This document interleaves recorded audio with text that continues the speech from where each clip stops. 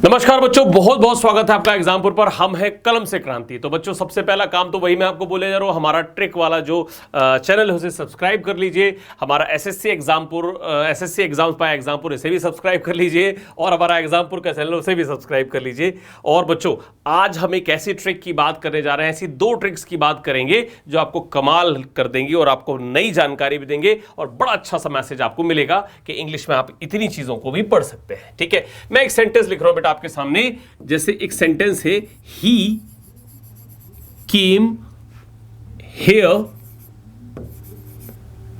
On yesterday. He came here on yesterday. अभी ये पूरा यस्टरडे तक लिखा है, इसी से हम एक सेंटेंस और तोड़ लेते हैं। एक सेंटेंस बनता है, ही लिव्स ऑन हियर। तो बच्चों, आप में से कई लोग कहेंगे सर ये सेंटेंस गलत है, सर ये सेंटेंस गलत है, और इसके बारे में आपकी राय ये रहेगी। ज्यादातर बच्चे इसमें एक चीज बोलेंगे कि सर आप इसको थोड़ा सा ठीक करिए और इसको थोड़ा सा ठीक करके यहां पर करिए। क्या ये प्रेपोजिशन जो लिखिए इसको हटा दीजिए और लिखिए सही सेंटेंस। क्या? He lives here. तो सही सेंटेंस क्या बन गया आपके पास? He lives here. एक सेंटेंस ये बन गया सही। ठीक है, और दूसरा sentence, he came here on yesterday, तो इसका भी प्रेपोजिशन हटा दीजिए। तो सही क्या बनेगा? ही केम हियर यस्टरडे। बिल्कुल आपने ठीक किया। अब मैं आपको एक बहुत अच्छी सी बात समझाता हूं, बहुत अच्छे से समझने की कोशिश कर रहा हूं, दो तीन सेंटेंस के माध्यम से समझेंगे। क्यों आपने पहली बात तो इसमें ऐसा क्यों किया वो भी आपको समझाऊंगा, और आगे जाके आपने क्या किया वो भी आप समझना। बहुत ध्यान से समझना मेरी बात को। एक सेंटेंस आपके सामने है, यहां पर सेंटेंस है ये, ही fought with tooth and nail। ठीक है, एक सेंटेंस आपको और दे रहा हूं। एक सेंटेंस ये हो गया, एक सेंटेंस और लिखेंगे, फिर मैं आपको एक तीसरा सेंटेंस और समझाऊंगा। He fought with tooth and nail, और एक सेंटेंस ये है, he is leaving India, he is leaving India with bag and baggage। ठीक है, एक बार आपकी राय जरूर जानना चाहूंगा, क्या हो सकता है आप सोचिएगा या बताइएगा मुझे। He is living India with bag and baggage. ज्यादातर किताबों में यह लिखा हुआ है, ज्यादातर किताबों में यह लिखा हुआ है कि यहां से आप क्या करिए, यहां से आप इस सेंटेंस में जो विथ लिखा है उससे हटा दीजिए, सेंटेंस ठीक हो गया। He is leaving India bag and baggage. और कहा यह जाता है कि बैग एंड बैगेज के साथ विथ नहीं आता। कितनी नॉनसेंस बात किताबों में समझाई जाती है, या कोई समझाता अगर इस तरह से तो कितना नॉनसेंस समझाता है, इसको समझने की कोशिश करो। हम ऐसा क्यों कर रहे हैं इस बात को समझते हैं। तो फिर से हम पिछले पेज पर आते हैं। यहां पर हमने यस्टरडे और हियर के साथ हमने क्या करा? प्रेपोजिशन हटाया। एक सेंटेंस और देखते हैं, उसमें क्या होगा, सेंटेंस आप बताना मुझे। एक सेंटेंस और है, he is doing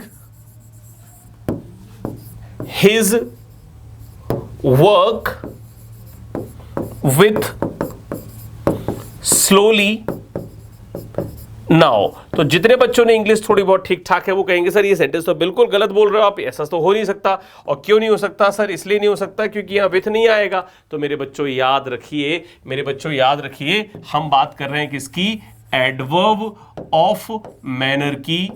adverb of manner की हम बात कर रहे हैं, एडवर्ब ऑफ टाइम की, और हम बात कर रहे हैं एडवर्ब ऑफ प्लेस की। Adverb of time, place. Adverb क्या होता है? जो वर्ब वगैरह की विशेषता बताता है। तो मैनर कार्य का तरीका, जैसे वह कैसे काम कर रहा है, स्लोली काम कर रहा है। टाइम क्या है? यस्टरडे। और प्लेस क्या है? हियर। तो हियर का मतलब क्या है? यहां यस्टरडे का मतलब कल का समय, और यहां पर स्लोली है एडवर्ब ऑफ मैनर। याद रखना है, इन तीनों adverb of manner, time, place के पहले आपको नो प्रेपोजिशन इस्तेमाल करना है। अगर कोई शब्द इस तरह से इस्तेमाल होता है, अगर वो एडवर्ब ऑफ मैनर का, टाइम का, प्लेस का काम करता है, तो उसके साथ भी आपको क्या करना है? प्रेपोजिशन का इस्तेमाल नहीं करना है। बेटा मैं अपनी बात पर आगे बढ़ रहा हूं, ध्यान से देखकर बताइएगा।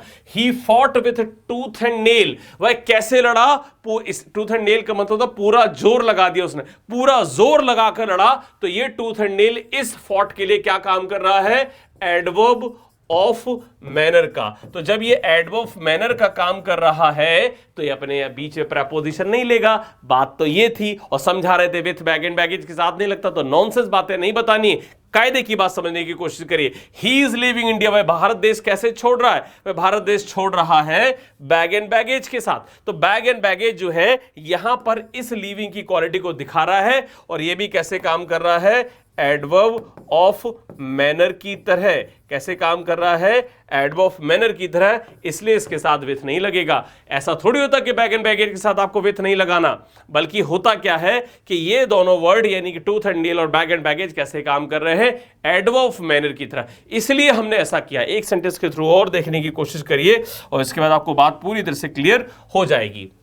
देखिए बेटा sentence, it is raining, it is raining, ये सेंटेंस भी खूब आता है एग्जामिनेशन में और पूछा भी जाता है। It is raining like cats and dogs. मैं आप ही से पूछना चाहता हूं कि आपकी क्या राय हो सकती है? क्या ये सेंटेंस सही लिखा है? समझे? तो ये it is raining like cats and dogs, तो इस सेंटेंस से भी ये बात समझने की कोशिश करिए, ये भी गलत है। क्योंकि बरसात का तरीका क्या है? क्योंकि कैट्स एंड डॉग क्या सेंस दे रहे हैं? मूसलाधार बारिश का सेंस दे रहे हैं। किसका सेंस दे रहे हैं? मूसलाधार बारिश का सेंस दे रहे हैं। और मूसलाधार बारिश के सेंस में आपको याद रखना है कि जब बरसात का तरीका क्या है मूसलाधार बारिश होने का, तो ये भी जो वर्ड है ये कैसे काम कर रहा है? एडवर्ब ऑफ मैनर की तरह।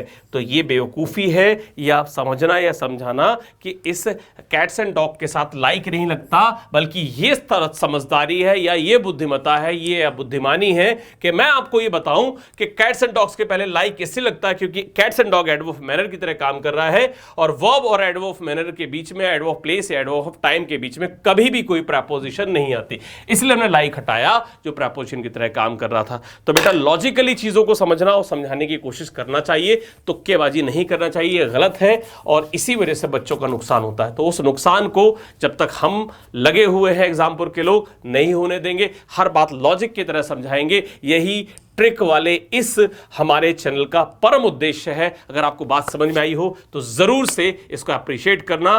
बाकी आपसे बढ़कर हमारी दुनिया में कोई नहीं। बच्चों आज के लिए बस इतना ही। ये कुछ हमने ट्रिक्स देखी थी, इनको याद रखिएगा, बहुत काम की हैं, आपके लिए काम करेंगी। तो आज के लिए बच्चों इतना ही। बहुत बहुत धन्यवाद। Thank you.